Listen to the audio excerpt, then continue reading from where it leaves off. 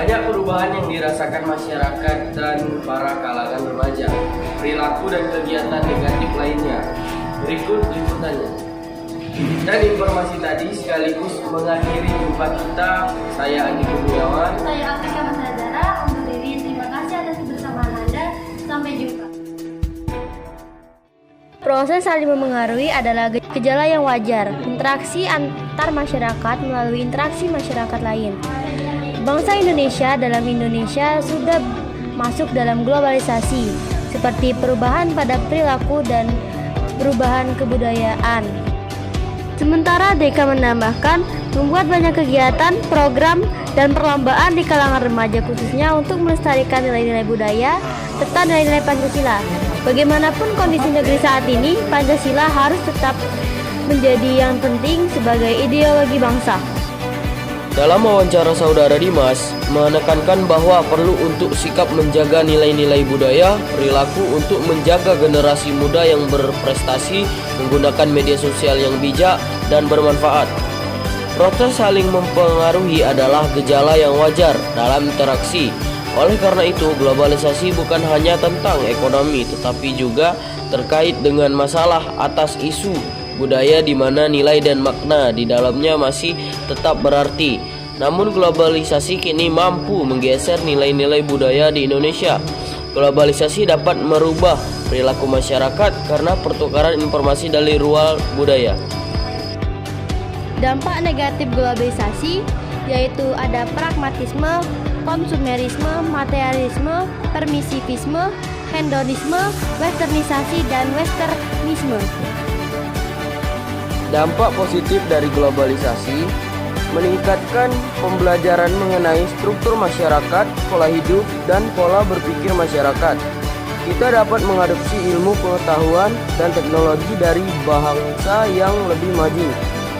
Meningkatkan sifat-sifat suka bekerja keras, disiplin, mandiri, rasional.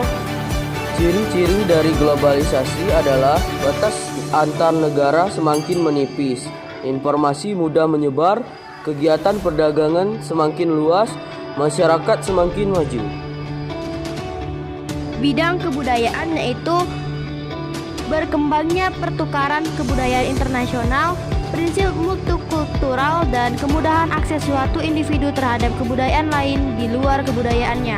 Perkembangannya kegiatan turisme dan pariwisata, adanya perubahan dalam memaknai ruang dan waktu.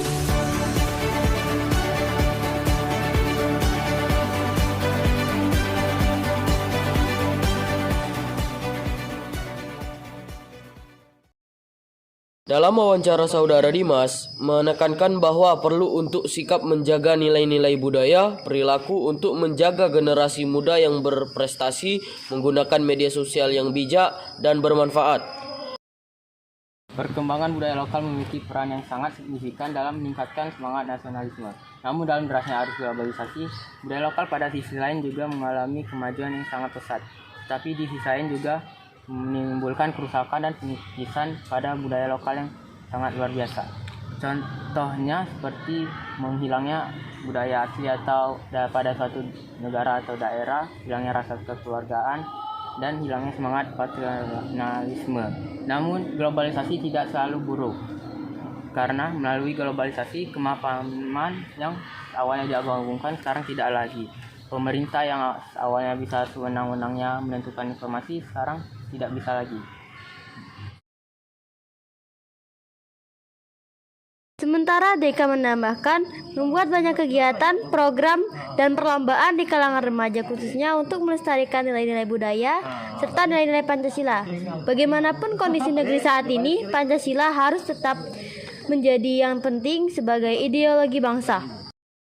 Untuk menjaga ideologi Pancasila harus diperkuat dengan hadirnya undang-undang. Badan Pembinaan Ideologi Pancasila atau BPIP dibentuk oleh Presiden pada tahun 2018. Lalu dinilai belum begitu kuat untuk menegakkan ideologi Pancasila di tengah masifnya arus globalisasi. Diperlukan sebuah undang-undang agar BPIP bisa bekerja dengan memastikan Pancasila tak tergerus budaya luar. Dalam sebuah wawancara di salah satu program Kompas TV, Rektor Universitas Gede Tama Oksata Sinaga menekankan pentingnya undang-undang pembinaan ideologi Pancasila untuk menjaga eksistensi Pancasila bagi generasi muda.